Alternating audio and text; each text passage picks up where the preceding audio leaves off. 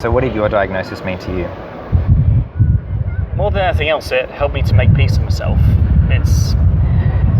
It helped me to realise that I wasn't the wrong kind of person. I mean, just because I was quite obviously not like everyone else, I'd spent lots of years being encouraged to believe that I should be more like other people, and the diagnosis made me realise that actually me becoming more normal wasn't fixing myself. If anything, it was damaging myself. I suppose more than anything else, the diagnosis gave me permission to be myself, which was something quite priceless. Okay, hi everyone. Today we're lucky enough to be joined by Chris Bonnello, who as of last night is an international autism speaker. So for those of you who don't know Chris, he has a blog called Autistic Not Weird that's been going for what, 3 years now? Almost exactly 3 years, yeah. Almost exactly 3 years. So Chris is from Nottingham in the UK, and yeah, really excited to get to meet him in person here. And so it's a great opportunity to have a chat to him today for today's Ask Me interview. So the question I like to start off with, Chris, is what do you like most about being on the autism spectrum? Do I really have to just pick one answer? You do have to start with one answer. Because you can't say multiple things at the same time, so you're going to have to start with something. Yeah, that is true. I'd say having an alternative perspective on life, meaning that I come up with a lot of ideas that most other people don't come up with, and the expense is not coming up with the really, really obvious stuff. But yeah, I think the world needs brains like those that belong to autistic people, because human progress really depends on people who can see things from alternative perspectives. Not all autistic people have the memory thing, but I do, and that's another thing I absolutely love about it. Oh, yeah. I was able to brainstorm 91 different species of dinosaur from memory at the age of 7, and I still remember the number plates of cars that cut out in front of my parents when I was 11. So I'm not very good at holding grudges, I just don't get a choice in whether or not to remember it. So awesome. Yeah. So do you want to tell us a bit about why you're in Australia? I got an email from this lovely lady called Nicole, who asked me if I'd like to give a talk at that funny looking building over there. Yeah, it's for those of you who don't know, that's the Sydney Opera House. Oh, is that what it is? Yeah. So wow. Some of you may have heard of the Sydney Opera House, and tomorrow night Chris will be talking there, which will be great. Obviously it won't be tomorrow night by the time we post this video, but that's okay, never mind.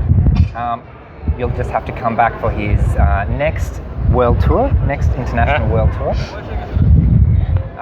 So another question I like to ask, because my special interest is emotional intelligence, is what's something that you've had success with recently? Well, I suppose given the fact that I'm literally here, it will be public speaking, which is weird, because I always used to be deathly afraid of public speaking. That's I think it goes back to church readings I did when I was about 12 years old that really didn't go well. But to be fair, I think public speaking is something that spooks a lot of people, whether they're autistic or not. But given that I've got a speech delay, and unless I've memorised most of my sentences in advance, it often shows. But yeah, public speaking is one of those things where, especially when you talk about something very personal like my Aspergers syndrome, often say that the first time I talked about it I was 100% afraid, the second time I talked about it I was 70% afraid, third time I was 50%, and so on and so on. And that's my experience of dealing with anxiety. So you wake up one morning and you face with all you have, and then you wake up the next morning and you face with all you have. And yeah, it is quite curious how something that I used to be really, really afraid of is now something I've found a lot of success with. So obviously that public speaking thing isn't a natural talent. Do you have any advice for people who are struggling with one particular thing? I'd say that just because you're struggling with something now doesn't mean that you're always going to struggle with it. Society talks a lot about people who are naturally good at things, and some people actually tell me, "Oh, Chris, you sound like such a natural public speaker." Well, read the reports written about me when I was 4. I am not a natural speaker. I was saying to the audience last night, I think there are only 2 things that I am naturally good at. One of those is mathematics. I think it is possible to be naturally good at knowing things, number theory and things like that. And the other thing I'm naturally good at is caring about other people. But besides that, every other thing that I'm good at, I have learned how to be good at. I mean, some people call me a natural chess player, but nobody is born knowing how to play chess or how to be good at chess. It's all practice and it's commitment to becoming the best chess player you can be. So, yeah, my advice to people who are struggling with certain aspects of life is, first off, don't assume that you're always going to struggle with it.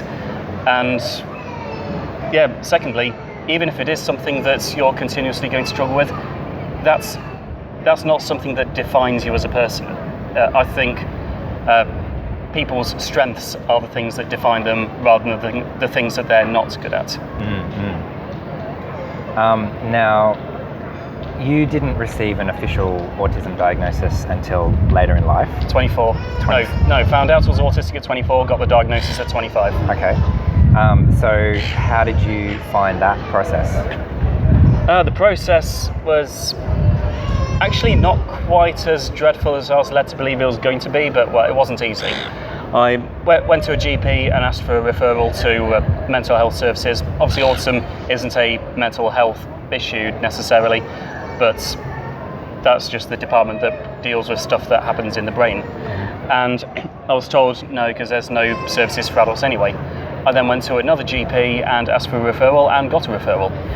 The first psychiatrist, very friendly guy, very intelligent guy, spoke about 4 languages, of which English was not his first, so don't suspect it was his second either. And he got me to do an online autism test and then told me I wasn't severely autistic. And so he was just about to discharge me, but I fought my corner and I won a retrial. And my next appointment was with a consultant psychiatrist who said, yep, 99% of professionals in my profession would identify you as Aspergers straight away. So I got the diagnosis. Wow. So I guess that goes to show that just because someone is in a professional position like a doctor or a psychologist doesn't necessarily mean that they know about autism. So it's important to find an experienced person. Yeah, I don't want to disparage the professionals, because obviously they're good at doing what they're good at doing, but I wouldn't rely on a professional's opinion about autism unless they have had significant experience of autism. Well, that makes sense. So you travel the world talking about autism. Yep. Is there something that you wish the whole world knew about you or about autism? I'd say first things first. Knowing that autistic people are different to each other for the same reason that non-autistic people are different to each other. And knowing that even though the diagnostic criteria is pretty much a checklist, autistic people themselves are not a checklist of symptoms. They're people with their own rich personalities, just the same as everyone else. And the other thing, the prevailing attitudes towards them seem to be focusing on autistic people's weaknesses, and you can understand why. If people have needs, then they should have their needs recognised and attended to. But this is often at the expense of focusing on autistic people's strengths, or having their strengths focused on in a very stereotypical way. So I'd encourage not just autistic people, but those who know autistic people to define themselves or define their autistic loved ones by their strengths, rather than looking at the person and only seeing the weaknesses. So you were also telling me before about how very often when you go and meet young people on the spectrum, somehow magically they just seem to form this connection with you, very much to the surprise of their parents, who know that that's just a really special thing to happen, because it doesn't happen very often. Quite an honour, really. For their children. Yeah, quite an honour. Do you have any, what's the secret there? Is there something that you think makes the difference? I don't really want to call it a trick, because once you've actually worked it out, it's just really, really obvious. To be honest, it took me long enough to work it out, but I suppose what I do is meet them where they're at, and I pay attention to what their comfort zones are, and I don't make assumptions on what they will or won't be comfortable with. I won't make assumptions about what they will struggle with or what they'll be really good at. So I suppose in general it's a matter of socialising on their terms, which I suppose for me as someone with Asperger's, life experience has made it obvious that I prefer it when people communicate with me on my terms. That's not selfishness, that's just how we become able to access the rest of the general population. It's almost like speaking someone else's language, as exactly. opposed to forcing them to speak your language. Yes, that's exactly it. Yeah, that's my favourite analogy when it comes to that. Oh, and just because you're here in Australia for the first time, wow. Any impressions of Australia from your first glimpse of the country?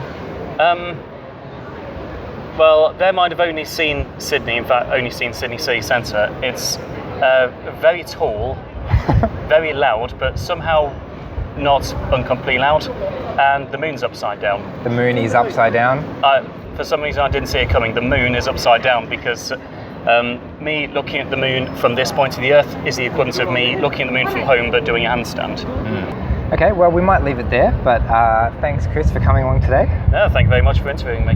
Yeah, it's been a pleasure. So hopefully you've enjoyed this interview today, and stay tuned for more Aspie interviews throughout the year. Thanks, bye. If you like this video, please give it a thumbs up and hit subscribe for weekly content just like this one. If you'd like to get even more involved, you can join the discussion on social media or support me by becoming a patron. Finally, I value your time, and you'll notice all my videos are ad-free, so please help me to cover what you want to hear by leaving me a comment and telling me what you think. So thanks for watching, and I'll see you another time.